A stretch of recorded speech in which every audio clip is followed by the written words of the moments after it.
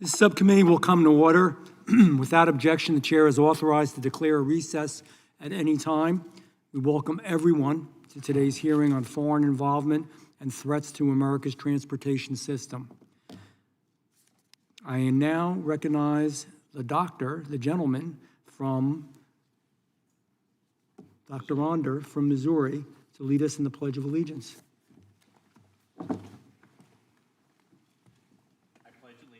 To the flag of the United States of America, and to the republic for which it stands, one nation, under God, indivisible, with liberty and justice for all. We remain standing for a moment of silence.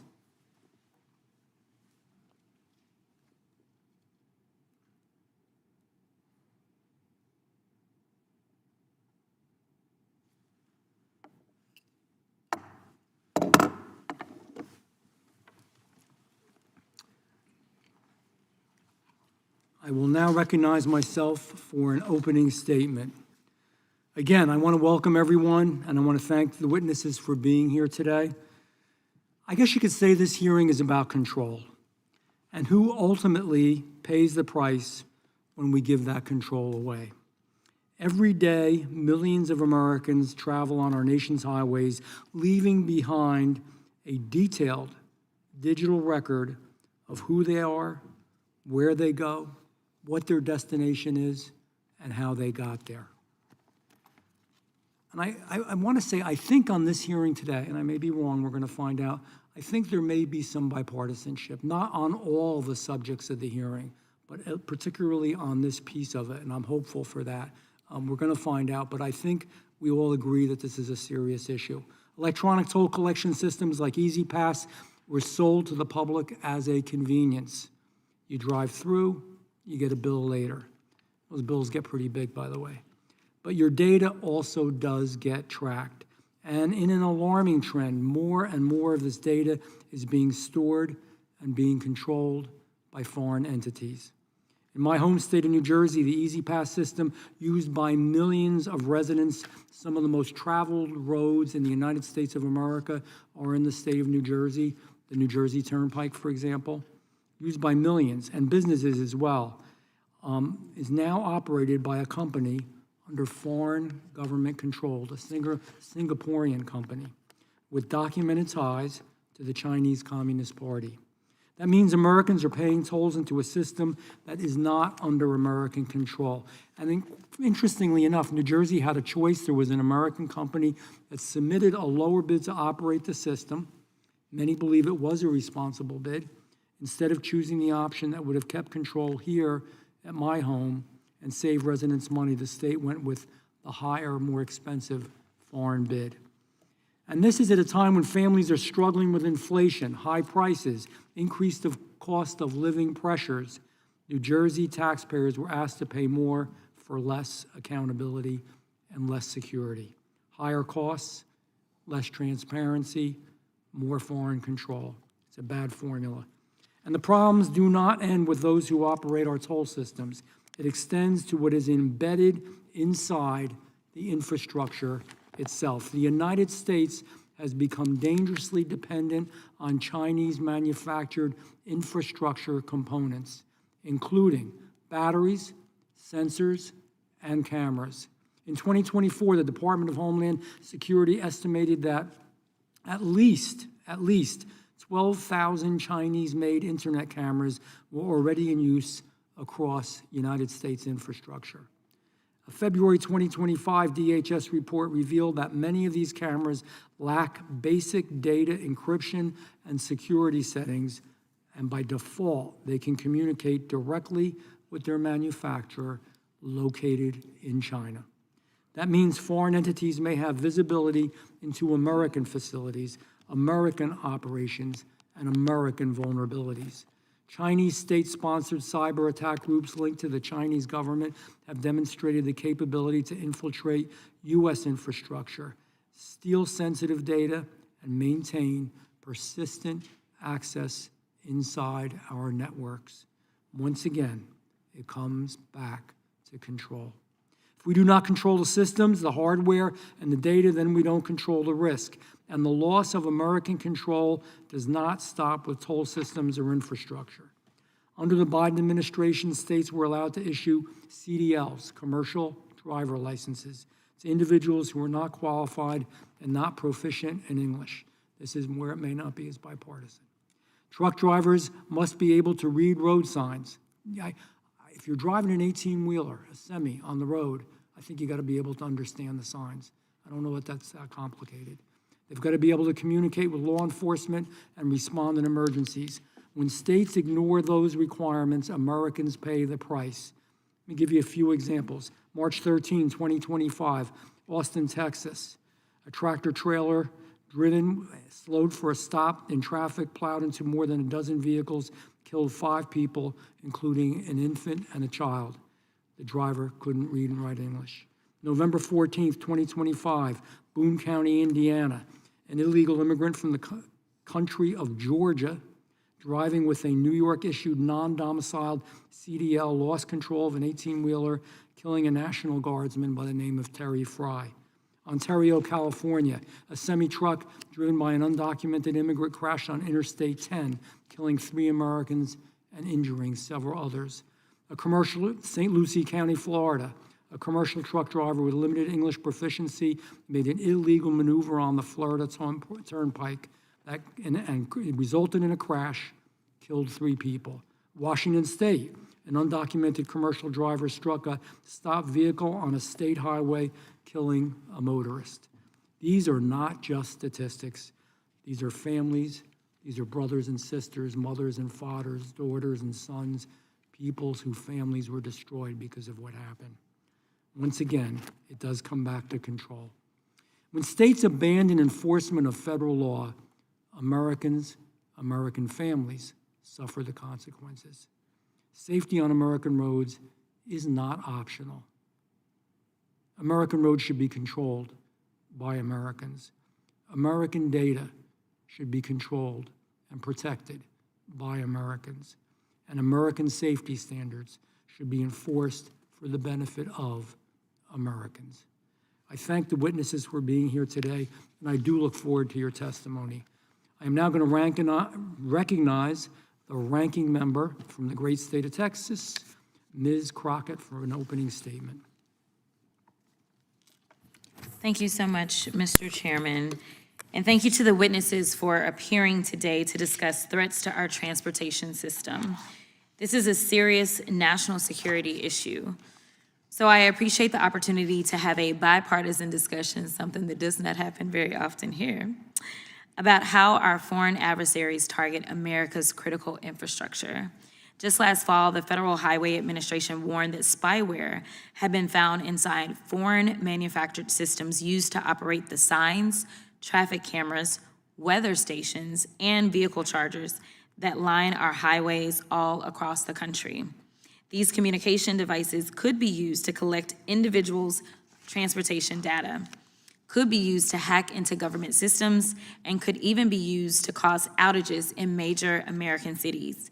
Infiltration of our supply chains is just one vulnerability our adversaries can exploit. We consistently see our adversaries target our critical infrastructure with cyber espionage and cyber attacks. Unfortunately, from sending the names of CIA operatives over email to including a journalist in a Signal group chat discussing war plans, President Trump's administration has shown a blatant disregard for our cybersecurity. The president has gutted the Cybersecurity and Infrastructure Security Agency, our core civilian cyber defense agency. He also fired the head of the U.S. Cyber Command, DHS's Cyber Safety Review Board, and cybersecurity professionals at the NSA and NIST. The DHS determined the Critical Infrastructure Partner Advisory Council, a key advisory group that provided space for public-private collaboration to coordinate and craft cybersecurity plans to protect critical infrastructure. Experts repeatedly emphasize that public-private partnerships is necessary to protect the cybersecurity of our critical infrastructure. But the Cybersecurity Information Sharing Act, which facilitates the public-private cyber threat intelligence ecosystem, expired last fall, and the Republican-led Congress has failed to reauthorize it. President Trump's administration has also disbanded key operations targeting foreign malign influence. Attorney General Pam Bondi dissolved the FBI's Foreign Influence Task Force. Director of National Intelligence Tulsi Gabbard dismantled the intelligence community's Foreign Malign Influence Center. So it appears that there is no longer any federal body dedicated to tracking and analyzing foreign state efforts to interfere in American society. Meanwhile, the president seems to get friendlier with the heads of authoritarian adversarial nations every day. This dismantling of the federal government's cybersecurity and national security resources and the continued politicization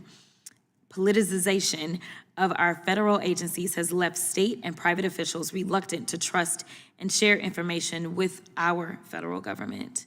This threatens the security of all critical infrastructure, from our healthcare to our elections to our transportation systems.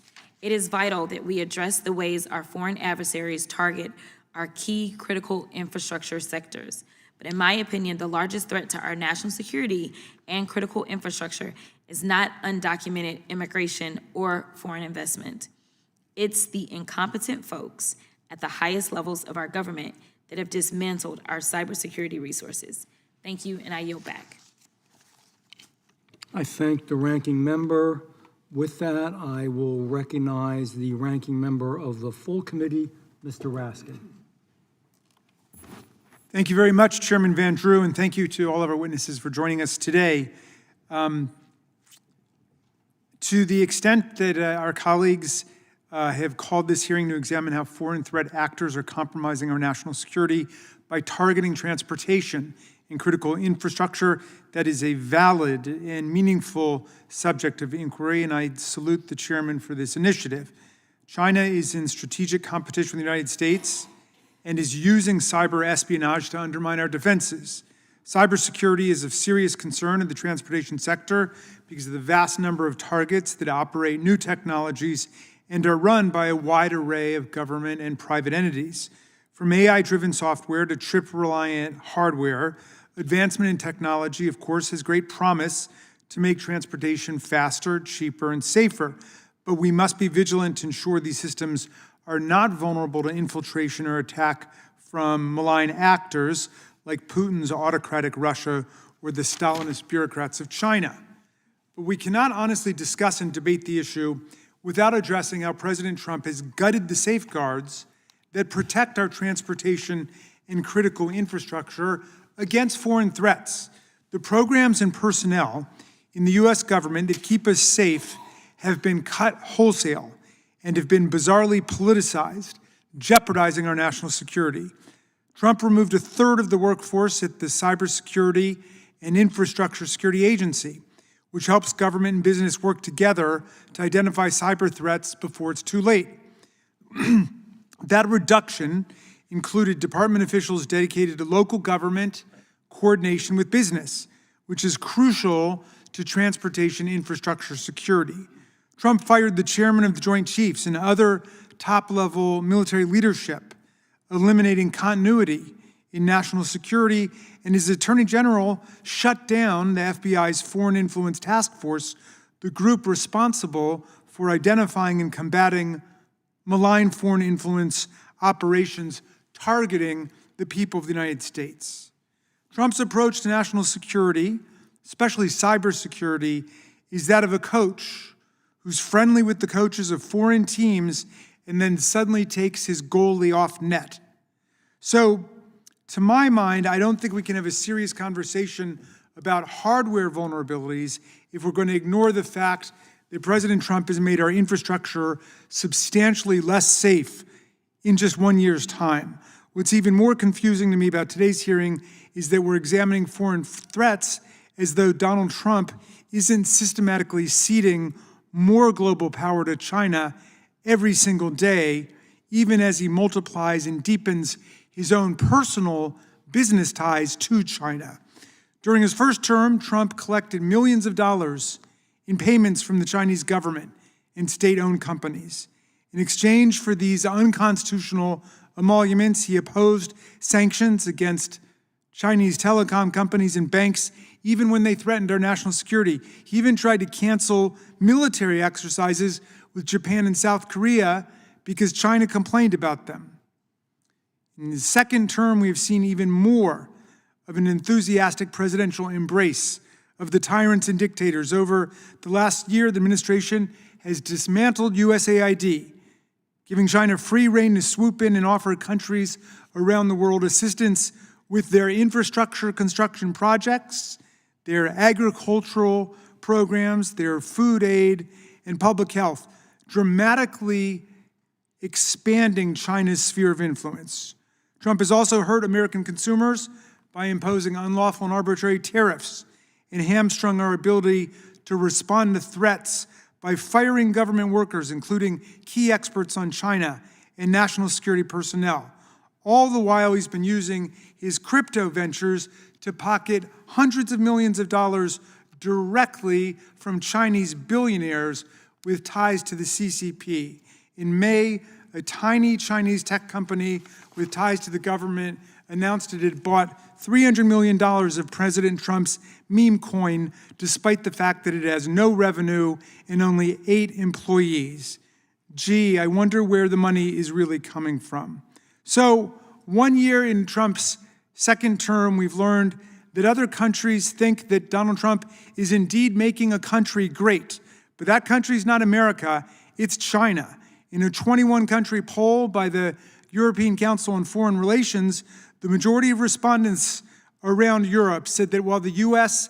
is less feared by its adversaries and less revered by its friends, they fully expect China's global influence to continue to grow over the next decade. And it's no wonder why they think that, Mr. Chairman, when Trump is inviting China, an egregious human rights violator, to join the Gaza Board of Peace and reverses course and allows U.S. chip exports to China in a move that Anthropic's CEO likened to selling nuclear weapons to North Korea. So, my friends, I wish this could just be about the problem of hardware, technology, and transportation, but it exists in this larger political context, and I think that we have to make that clear for everyone if we are serious about confronting the problem of Chinese and Russian tyrannical influence in our government. Thank you, Mr. Chairman. I yield back. I thank the ranking member, and let me say, only conjecture here, I'm not sure, but I have this sneaking suspicion, this intuitive feeling the other side doesn't like President Trump all that much. Am I right? I've never met him. I've never met him. Seriously? It's not personal. We're looking just at what the effect is on the American people. I know. I'm trying to have a little levity. With that, I thank Mr. Raskin, and without objection, all other opening statements will be included in the record. We will now introduce today's witnesses. And the first witness, I am going to try not to murder your name. Let's see how I do. Ms. Emily de la Bruyère. Pretty close? Okay, thank you for being here. The floor is yours. Thank you. Thank you, Chairman Van. Actually, let me, you know what? Let me do a little history of you. I'm sorry. You're a senior fellow at the Foundation for Defense of Democracies, a think tank that conducts research on our national security and foreign policy issues. Your work focuses on China, economic security, international organizations, and supply chains. Now the floor is yours. Thank you, Chairman Van Drew. Thank you, Ranking Member Crockett. Thank you for this opportunity, and both having names much easier to pronounce than mine. The Chinese Communist Party wants to control global resources, markets, and information so that it can control the world. Beijing pursues this ambition by leveraging non-market industrial policy through which it subverts critical supply chains and networks, a strategy of military-civil fusion through which it turns that positioning into a forward-deployed military presence, and a program of state-sponsored data collection through which every Chinese company and component becomes an asset for influence and espionage. Transportation systems are a core part of this Chinese strategy. Beijing defines transportation systems as part of the military-civil fusion ecosystem because they're necessary for industrial operations, social functioning, and military mobilization. For that reason, China protects its own transportation systems domestically while looking to penetrate them internationally. Transport systems also represent a massive economic opportunity. The U.S. auto sector, for example, alone accounts for some 11 million jobs and $1.2 trillion of national output a year. Beijing wants those markets Beijing also wants the military-relevant tech and industrial capacity that undergirds them. But China wants something else from transportation systems too. Today's technological trends are pushing the transport ecosystem toward an intelligent, connected, data-is-everything paradigm. In that environment, every foothold in a transport system, whether that's a component or a piece of software or a vehicle, becomes a possible backdoor. Everything is a computer. China is hacking all of it. For this reason, China's presence in US transportation systems, A, threatens US industry and supply chains and markets, and B, grants Beijing access to critical information on American society, the power to influence that information, and therefore society, and the ability to disrupt the foundational networks on which our country depends. This isn't a notional danger. It's not something that's on the horizon. Our system is already embedded with Chinese components, and we're already under attack. LiDAR offers a valuable example. Autonomous vehicles use LiDAR to map their surroundings. Airports use it to track movement and crowds. Bridges use it to scan for defects. China controls 90% of the world's LiDAR market. The Chinese entities that are leading this charge are companies like Hesai, RoboSense, Huawei, DJI, that the US government has already identified as tied to the Chinese military. Those Chinese military-tied companies sell to GM's Cruise and NVIDIA's Drive Hyperion. Their LiDAR sensors have been installed in JFK International Airport and Charlotte Douglas International Airport. Chinese LiDAR sensors are on intersections in Chattanooga and on drawbridges in Sarasota. Every purchase of a Chinese LiDAR sensor funds the Chinese Communist Party. Every Chinese LiDAR sensor risks collecting information on behalf of Beijing, and all of them could be turned off at China's command. This isn't a unique case. LiDAR is not isolated. The same story plays out across the broader ecosystem of components that go into modern transportation systems, whether those are IoT modules or optical transceivers or cameras. Moreover, moving beyond the component level, Beijing is also building out the platform and software level of modern transportation. China is the world's largest player in in-car AI agents. Beijing's also developing unrivaled global shipping and transportation and logistics solutions, like, for example, Loginc, a Chinese national platform that provides a centralized window into the otherwise fragmented world of global shipping under the Chinese government's control. Washington needs to stop further Chinese penetration of our transportation systems. Those efforts can start with direct restrictions. No company that uses Chinese components or software or those made by a Chinese-influenced entity should be eligible for federal procurement, federal tax incentives, or any other federal incentives. In establishing restrictions like that, Washington should also tighten and clarify FIOC and PFE rules to make it clear what it is that is a Chinese entity and to make that a stricter definition. Targeted measures like this can directly bolster the security of American transportation systems. But Washington should also take broader action to change the state of play that has allowed China to embed itself into our critical infrastructure systems. Tariffs on Chinese goods can help dissuade the US private sector from buying from Chinese entities and therefore from being complicit with the Chinese Communist Party. Tariffs can also create the circumstances in which to rebuild a trusted American industry. On the data front, no company that stores data in China should be permitted to collect data in the United States or be eligible for federal procurement, defense industrial-based procurement, federal tax credits, or other incentives. And Washington should leverage trade deals to compel US allies and partners to enact their own defenses against China such that they don't serve as conduits for the Chinese Communist Party. It might seem impossible now to think that China could supplant American giants like FedEx, like Boeing, like Ford. But that scenario is on the very, very near horizon. Should it come to pass, China will claim a determinative advantage. Washington needs to fight back. Thank you for your time. Thank you, very informative. I think that outlines the seriousness of this issue.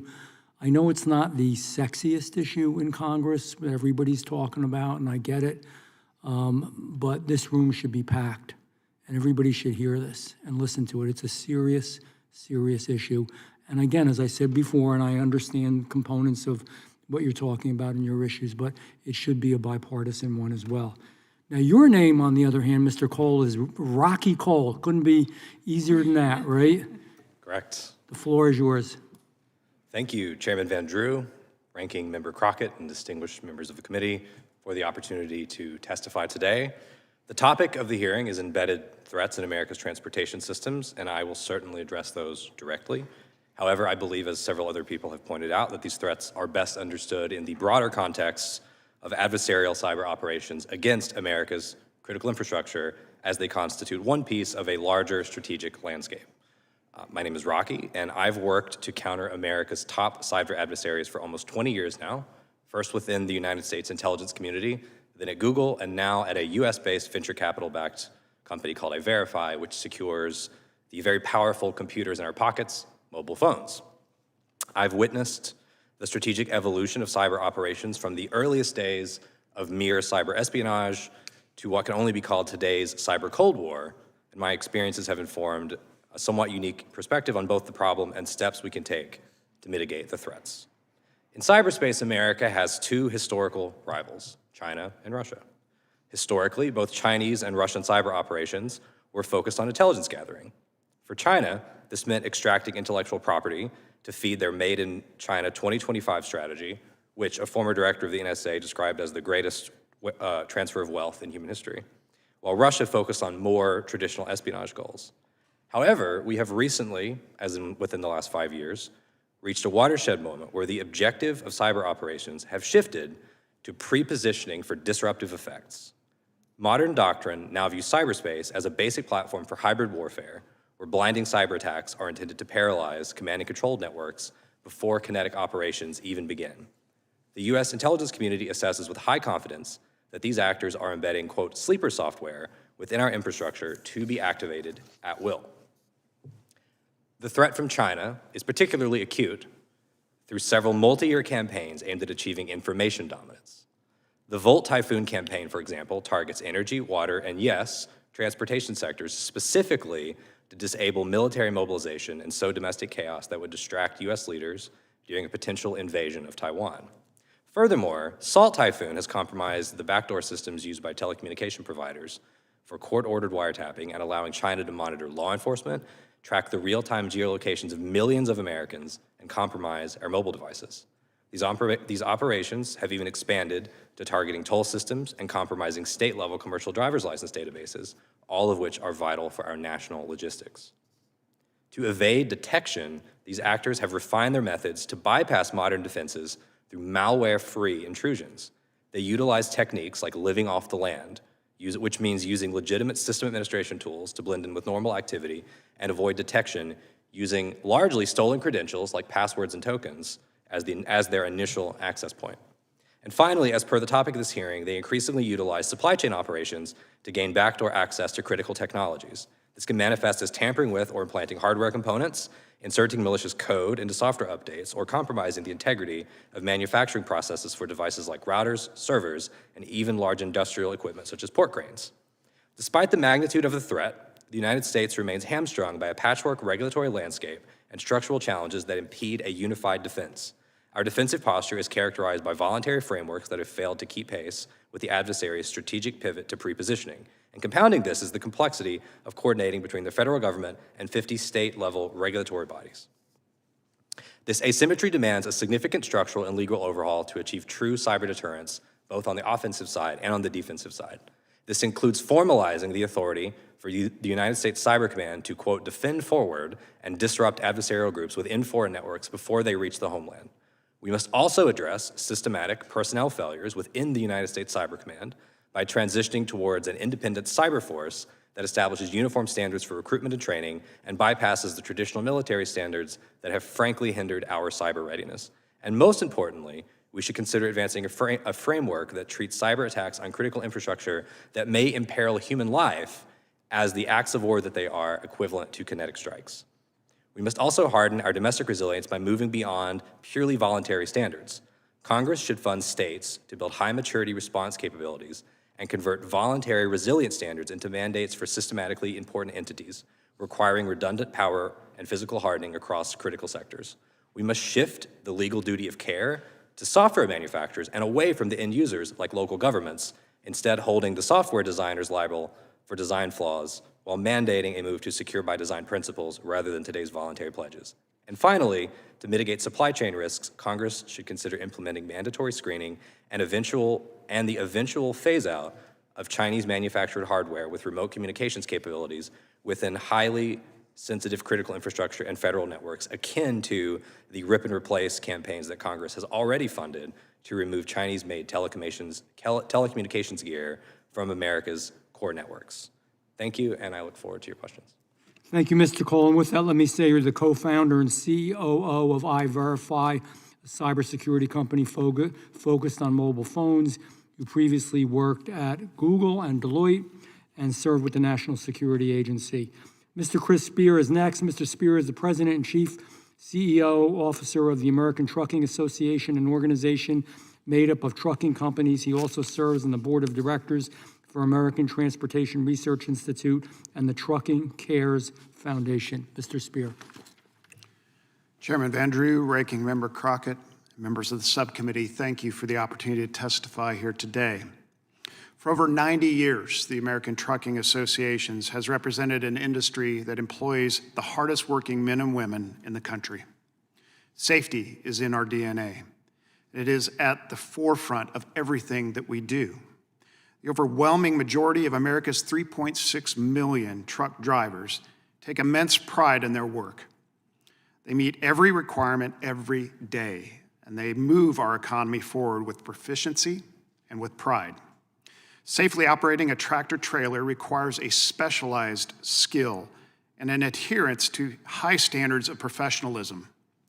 A CDL should represent a promise that the person behind the wheel of an 80,000-pound vehicle is qualified, competent, and accountable. Regrettably, years of lax and uneven enforcement have undermined that promise.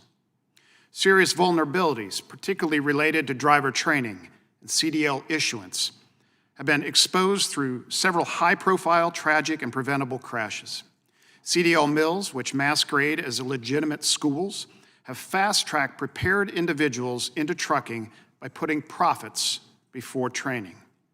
Meanwhile, state licensing agencies handed out improper credentials, and federal regulators looked the other way, enabling unqualified individuals to climb into the driver's seat. ATA has long warned that insufficient compliance allows unsafe operators to obtain CDLs. Fortunately, Secretary Duffy has made it a priority to close these loopholes. Our federation has been working hand in glove with US DOT to implement comprehensive solutions. We know that meaningful oversight works.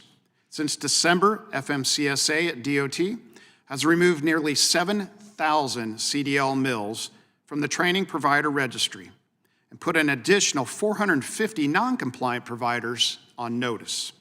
These actions, coupled with upholding federal driver qualifications and implementing regular audits, are critical steps toward improving the CDL system. We appreciate the subcommittee's focus on these issues, and we look forward to being a resource as you seek to codify these regulations. While the integrity of CDLs is foundational to highway safety, the systems that monitor driver compliance and enable roadside enforcement are just as critical. In recent years, the proliferation of non-compliant electronic logging devices has emerged as a serious and rapidly evolving threat. Cheating has gone high-tech, with some devices using AI to produce fake documentation, like fuel and food receipts, to fabricate hours of service. Equally concerning are digital backdoors that could provide U.S. adversaries access to sensitive supply chain data. When operators are able to purchase devices that falsify logs or conceal violations, it rewards unsafe behavior and penalizes carriers who invest in compliant systems. ATA strongly supports FMCSA's efforts to strengthen electronic logging device certification, which have led to the removal of nearly 100 non-compliant devices in just the last 2 months. An additional 250 devices have been removed, underscoring the need for better vetting on the front end. We urge Congress to improve device screening, apply greater scrutiny to foreign-owned ELDs, and enhance penalties against violators. Another growing concern involves cross-border trade with Mexico. B-1 visas allow Mexican drivers to haul freight between Mexico and the U.S., but not within the United States. When B-1 drivers haul domestic freight, it is called cabotage, and it's illegal. This underhanded practice exploits Mexican drivers, and it's unfair to law-abiding motor carriers and American truck drivers. ATA is pushing for stepped-up enforcement against these violations. Finally, I'd like to draw the subcommittee's attention to a transportation security lapse within the Department of Defense that was identified by ATA's Government Freight Conference. The department is improperly awarding shipments to unauthorized carriers to move sensitive cargo like M1 Abrams tanks and Bradley fighting vehicles. This practice compromises safety by putting military freight in the hands of unvetted carriers and drivers.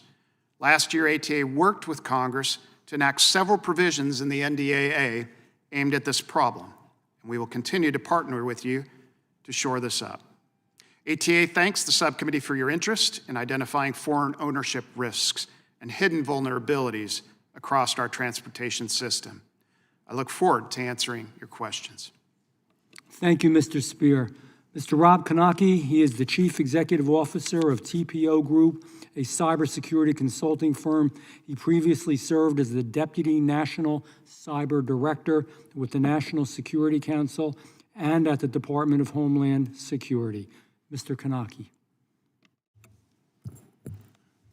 Thank you, Chairman Vandrew, and thank you, Ranking Member Crockett and members of the committee for the opportunity to testify on this subject. While I can't speak to the issues that my colleague, Mr. Spear, has addressed, I think you're going to find that the bipartisan approach that you were hoping for, Chairman Vandrew, really has emerged, at least within the cybersecurity community, on these topics. There is very little that I could disagree with in either the tone or the substance of what my other two panelists have said on the cyber threats. So as not to repeat much of what they have said, let me make a series of points about how we address these threats. First, let me applaud the focus on embedded threats. As Mr. Cole pointed out, our critical infrastructure is compromised through remote hacking capabilities that China, Iran, Russia, and North Korea have deployed. This is a serious issue. This is a serious risk, and more needs to be done to address that traditional threat. But the threat from embedded systems that are dependent on Chinese-produced electronics, Chinese IT components, and Chinese products is unique to China because of the scale of their manufacturing and the lack of capacity that we have in the United States today. So I will primarily focus my remarks on the cyber aspects here, but it should be noted that in the event of a conflict with China, they will have the ability to cut off supplies for critical minerals, for critical goods, for critical parts and services that our economy needs to run. That alone means that we need to diversify our supply, onshore our supply, and build trusted supply networks with our allies overseas. While we need to diversify our supply, we also simply cannot simply trust that something produced by an ally or something produced by a US company built by US citizens is necessarily trusted. So let me go for another point of bipartisanship here by quoting Ronald Reagan. This is an area where the mantra needs to be trust but verify. We need to verify that the systems we rely on are in fact secure, regardless of whether they are produced by a US company from entirely US-made components or they are produced by our allies through an extended and secured supply chain.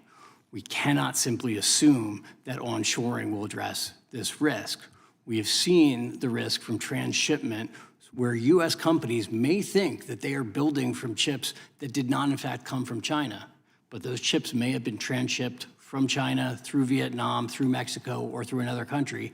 And a drone or other device that you may think is secure and is US and American made may have a risk inside it that even the company that manufactured it does not know about. That's why it's critically important that we invest in the ability not only to produce these goods domestically and with our allies, but also be able to identify and recognize when these supply chains have been compromised and when there are backdoors or logic bombs or other threats embedded in these systems. I think we can envision a future in which we have trusted supply chains. But to get there, we need much stronger government action. Chairman Van Drew, to your point about a more expensive Chinese system, I think what we are seeing today is that typically Chinese suppliers are often cheaper, but in some cases they in fact have better capability than some US produced goods. And so what that will mean on the market is that companies are going to purchase the cheaper good, particularly if it is more effective than an American-made good. I was part of a long-running, what I would call a whispering campaign against Huawei to say that Huawei's technology shouldn't be trusted, it shouldn't be put in our core infrastructure. The FBI did briefings, we did briefings at the NSC. What finally worked was banning that technology, and then for the rural broadband telecommunications providers that were incapable of investing to replace that, subsidizing that investment. We need a far broader approach like that to the categories of technology that China is dominant in today. And we need to develop and invest in the ability to verify that the replacement technologies produced in the United States are in fact secure and have not been compromised. Thank you for this opportunity. Thank you, Mr. Kanaki. All good statements. I'm going to ask you all to rise to be sworn in.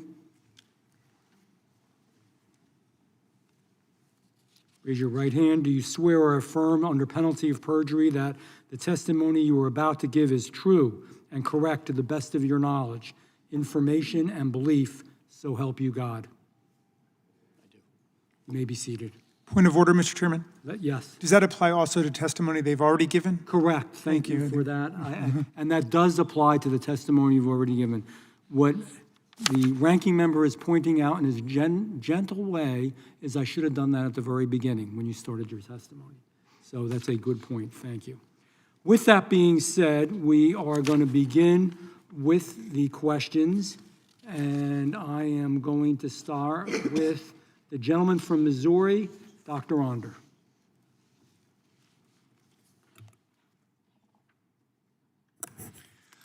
Thank you, Mr. Chairman.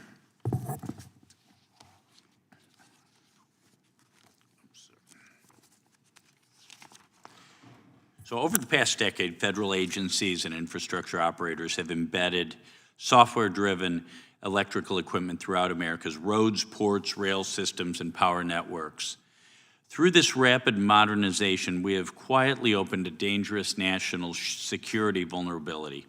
Foreign manufactured hardware now sits at the core of systems that keep the American economy running and the military moving.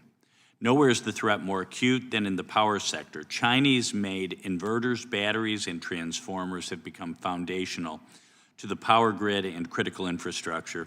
The components are designed, built, and in some cases remotely controlled by firms operating under the authority and influence of the Chinese Communist Party. As a result, the CCP is increasingly positioned to monitor, disrupt, or manipulate the infrastructure that underpins U.S. commerce, public safety, and national defense. Mrs. de la Bruyère, can you explain why it is inherently dangerous for U.S. roads, ports, and rail systems to rely on electronic components manufactured in China, particularly when those components are embedded deep inside operational systems? Yes, sir. Three main reasons from the informational perspective. The first is that those components give China access to critical American information. Who is traveling, where, when, how. That's like a personal privacy risk, but it's also a strategic asset. We're in a competition where data is the new oil.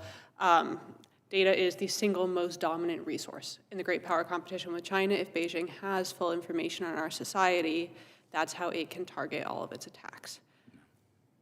That's thing number one. Thing number two is China can shape information. If information is fueling transportation and you can shape information, you can decide who's moving where, when, what. You can pick winners and losers. What company, shipping route, software add-on is going to win. And that means that Beijing controls our society. And then there's the disruption threat. So all of these two things are short of any like outright conflict scenario. That's just happening. And there's, if China decides it's time, they can shut off our systems, they can interfere with our systems, they can destabilize our society. And this is, so that's informational threat. On top of it, there's just a basic supply chain and industrial threat. China can stop providing these components. We're trying to build new infrastructure or modernize infrastructure. We're at their mercy. Plus, our industrial base depends on being able to produce these critical goods. Our country depends on having an industrial base. Our economy depends on that. If we forfeit that to China, there goes American growth and freedom. So what categories of U.S. infrastructure, like EV charging stations, tolling stations, rail signaling, port cranes, traffic management systems, currently depend on foreign manufactured electronic hardware? And I'm afraid you're going to say all of the above. All of the above. Okay. And at so many levels, too, that we aren't aware. You mentioned inverters. No one's talking about inverters. Right. That's a huge risk to the grid. So all of those sectors, every sector, data centers, optical transceiver, or building them at rapid scale, optical transceivers are necessary for data centers. We increasingly depend on those for so many other industries. What if China shuts those off? Yeah, I was at a energy conference in Houston a few months back, and one of the speakers talked about Chinese-made batteries. You know, any kind of reliance on so-called green energy, wind or solar, is going to rely on massive battery charging capability, or even one's, you know, the electrical panel on one's roof, private home, would depend on a battery. And apparently a large percentage of these are being made in communist China right now. And those could, in theory, be remotely, you know, flipped off, or even remotely made to overheat, causing electrical fire or even explosion risk. So, Mr. Cole, I see you nodding. Any comments on this? Congressman, I was just discussing with the other witnesses before the hearing that there are virtually no cybersecurity standards around electric vehicles as a category, right. Whether that be batteries that can communicate directly, perhaps with China, or other cybersecurity standards of the self-driving components of the vehicles. You can imagine a world where the United States is trying to mobilize for a conflict, and suddenly EVs are blocking roads, yeah. States, cities. It's frightening. Thank you. I yield back. Thank the gentleman from Georgia. Thank you, Mr. Chairman. Hostile foreign nations like China are targeting critical infrastructure here in America. And Donald Trump is enriching himself with money from China while weakening United States programs that protect us from their security threats. For example, the Chinese government and its state-controlled entities spent over $5.5 million at Trump-owned properties during the first Trump administration. But in this second administration, the greed and corruption is turbocharged. A Chinese company recently announced that it would buy up to $300 million of President Trump's cryptocurrency. And coincidentally, the Trump administration is systematically weakening our defenses against China's security threats. Ms. De La Bruyère, would you agree that the U.S. needs to be the #1 country for artificial intelligence? I would agree with that. And you would agree also that NVIDIA chips power the NVIDIA or the AI revolution, correct? They are among the components that power the AI revolution, yes. And does it surprise you that Trump has discarded America's strategic technological edge over China insofar as AI chips by changing the rules and allowing the export of NVIDIA's AI chips to China? I think what surprises me the most Does that surprise you? I think what surprises me the most is that we don't actually have an edge in AI chips over China anymore. Okay, all right. So you want to take me in a different direction. Yes, sir. Because it's important. I don't want to go in the direction you're trying to take me. So I'm going to now ask Mr. Cole. Mr. Cole, Elon Musk and his Doge musketeers benched hundreds of cybersecurity professionals at the Cybersecurity and Infrastructure Agency, also known as CISA, and at the National Security Agency. Nearly a third of CISA staff was cut, including divisions that coordinated with states and businesses which provide key assistance for transportation infrastructure. Was that a wise move by Trump? Well, first, Congressman, I'm a native Georgian, so it's a pleasure to meet you. Well, good to meet you too, sir. I've always wanted to. To answer your question, I do think now is not the time to be cutting CISA's budget or operational That was capacity. a bad move. His budget request to Congress now includes an additional 18% cut to CISA's cybersecurity division, which leads efforts to protect government networks and helps defend critical infrastructure. Was that a good move or a bad move? Congressman, if you go around the country and talk to state cyber leaders, they will all tell you they would like additional federal support to respond to cyber attacks. It was a bad move. I think that's probably what you're trying to say. But let me ask you, Mr. Naki, we've seen our foreign adversaries exploit cyber vulnerabilities against our communications, energy, and water sectors, among others.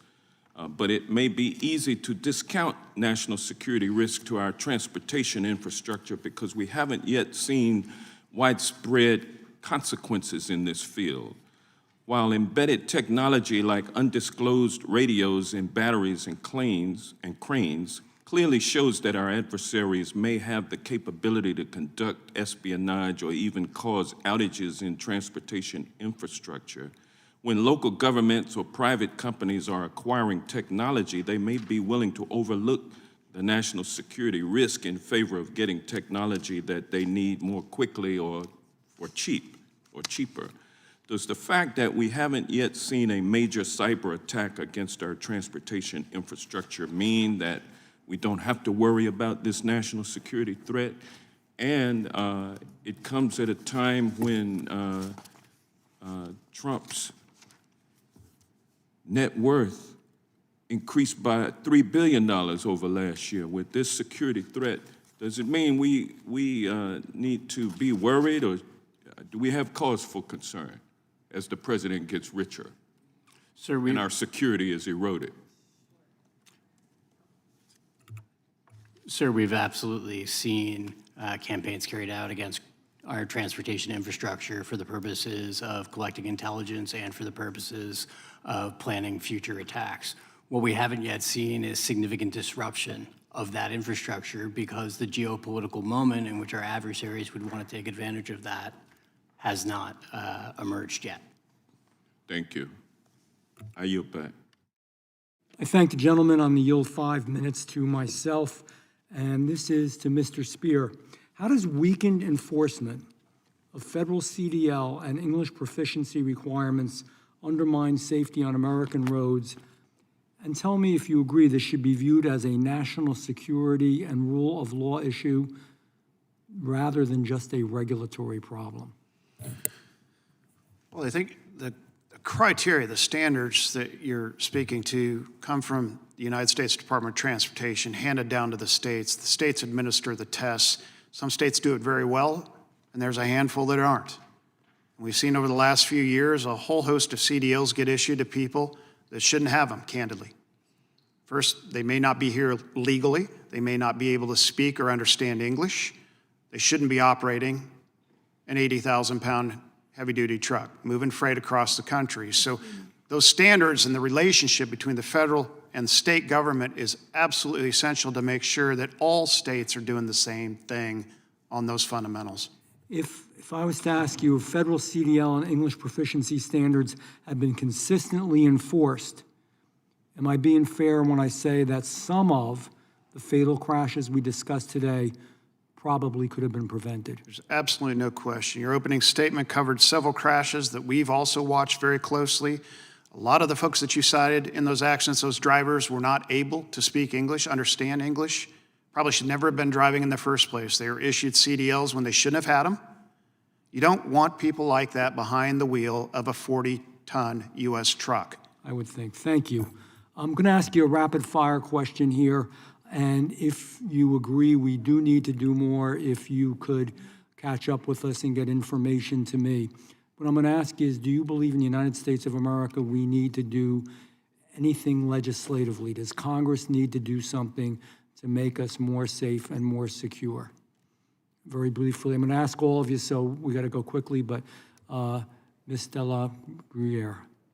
Yes, absolutely. And number one low-hanging fruit stopping an unforced error is with any federal incentives or procurement, having actually enforced stringent restrictions on the ability of Chinese or Chinese-influenced entities with clear rules of what those are to receive them. So I know you don't write bills, but if you could get us that information, get it to my office and also to the committee of what you saw, this bill, kind of give us your priorities on that. Mr. Cole?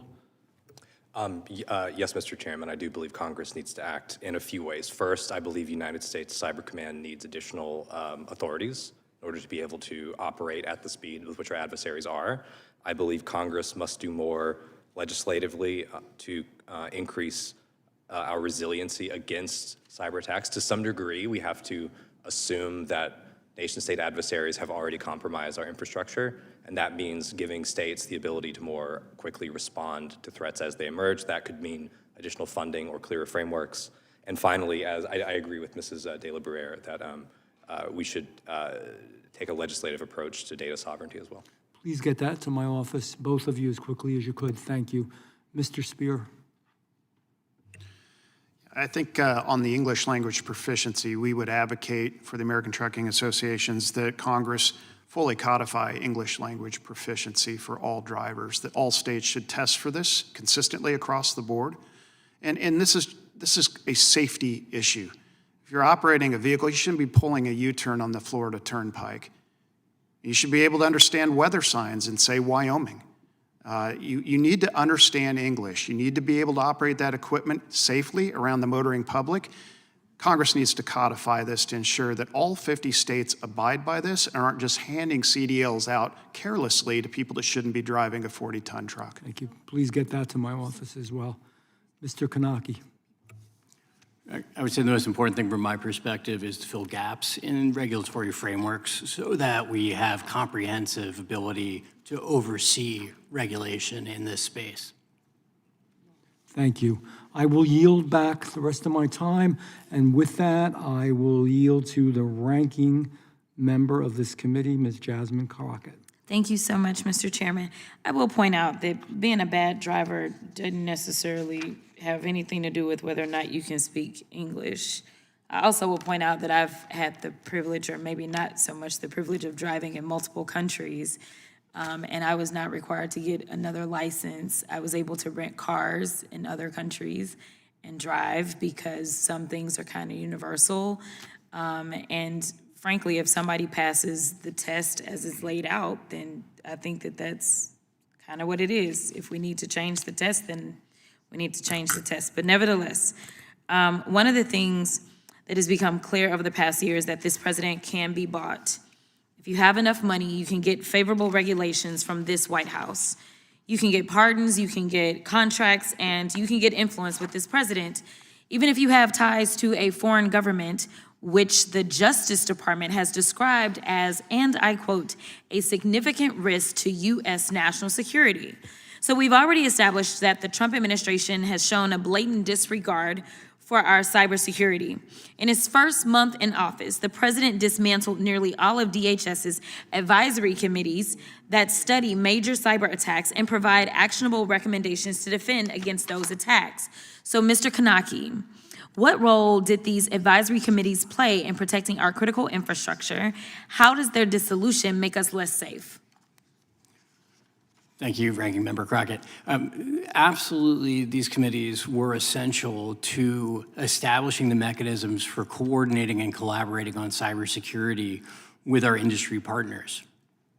They were necessary but not sufficient. They laid the groundwork for the kind of real-time collaborative engagement that has been emerging over the last 5 years. We've gone from having just these discussions on policy and risk and threat to actually working with government agencies, with CISA, with NSA, with Cyber Command, and the FBI.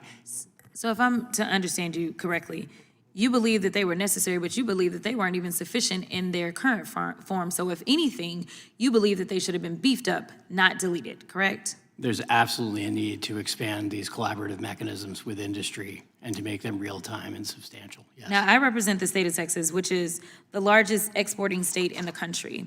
Texas has 32 official ports of entry that serve as critical gateways to global trade. Mr. Kanaki, as you probably know, 80% of cranes at U.S. ports are manufactured by a Chinese state-owned entity, and the government has found communication devices embedded on these cranes that could be used to track port activity and enable cyber espionage. What concerns are raised when the technology used inside a critical infrastructure system is manufactured by a foreign adversary?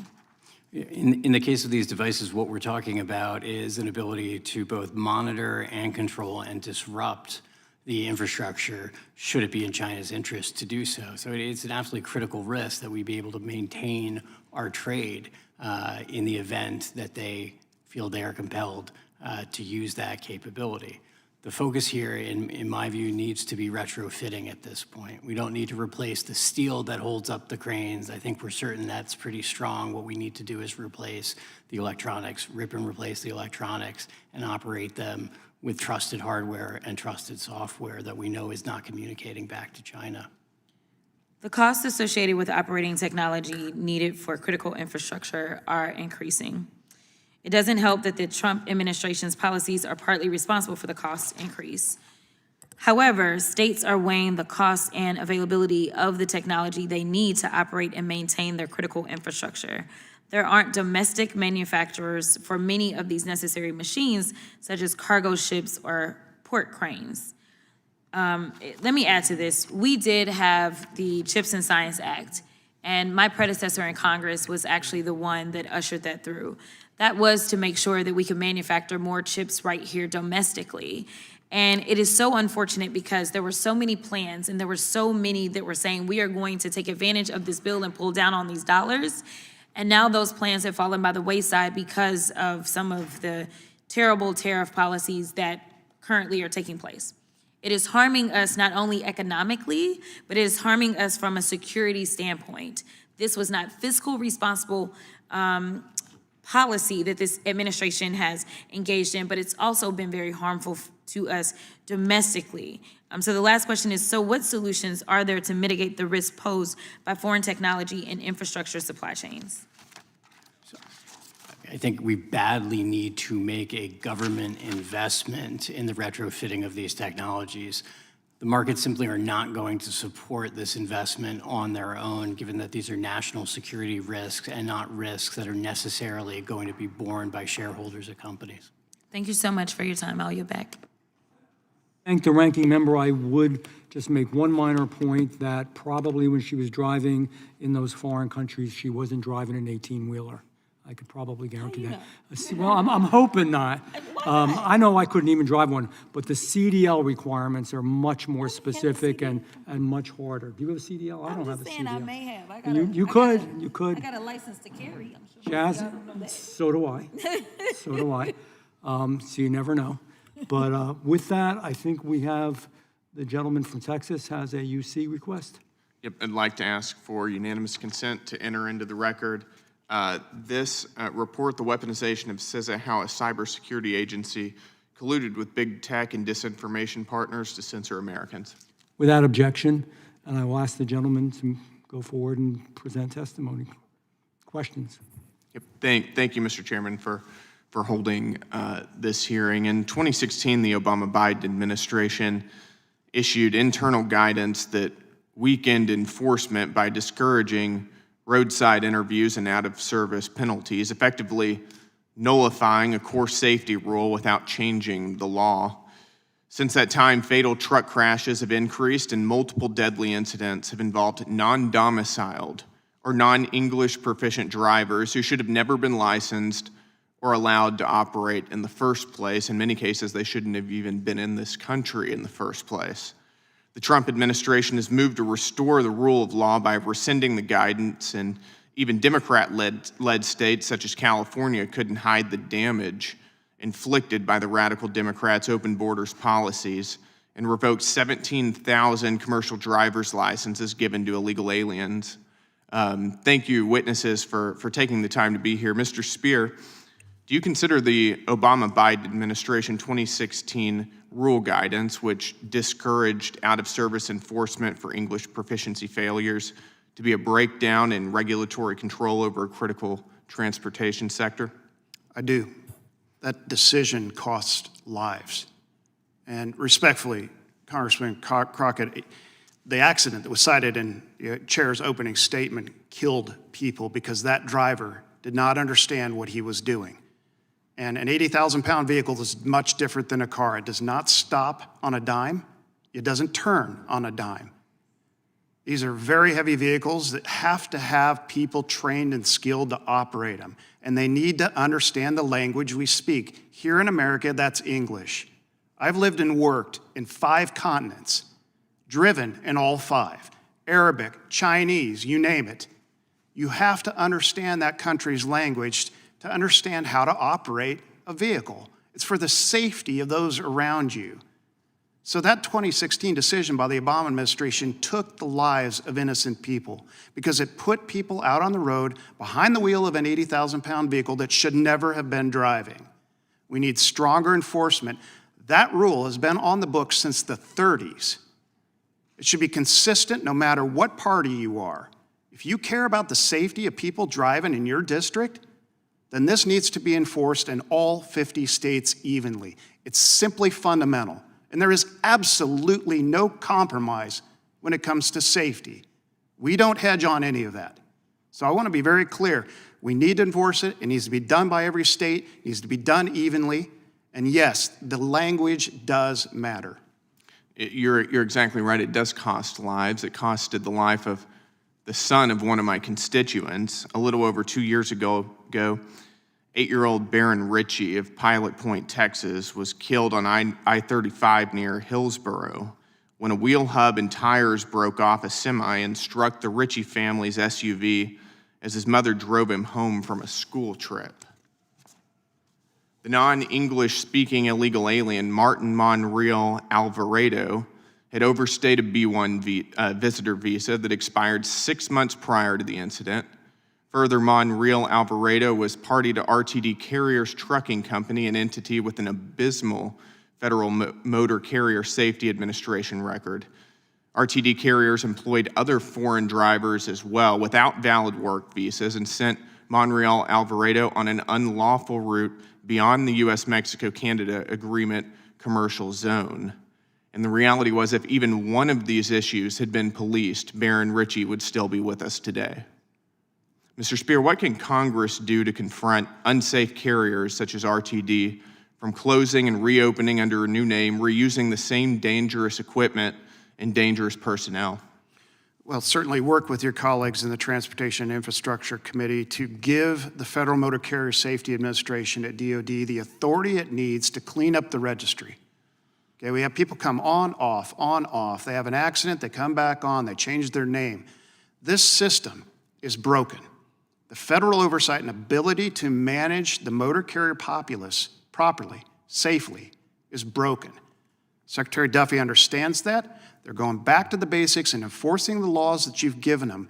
Where there are shortfalls, you all in Congress need to step up and give these agencies the power they need to have interstate commerce standards applied equally in all states. These are just fundamentals. When you take a test in a state like California for a CDL, you need to be able to speak English. You need to be here illegally. You need to have training to acquire the CDL, not some online one-day source and you get the CDL. This has got to be enforced. I look to Congress to work with DOT to shore that up. I can guarantee if you call over there now, they will give you a list of things that we support that will help them ensure that all states take steps forward to ensure that lives like that are not lost. I agree, Mr. Speer. Learn English or get out of our country. Thank you for being here. Appreciate it. I thank the gentleman from Texas. That concludes today's hearing. Oh, I've got a UC.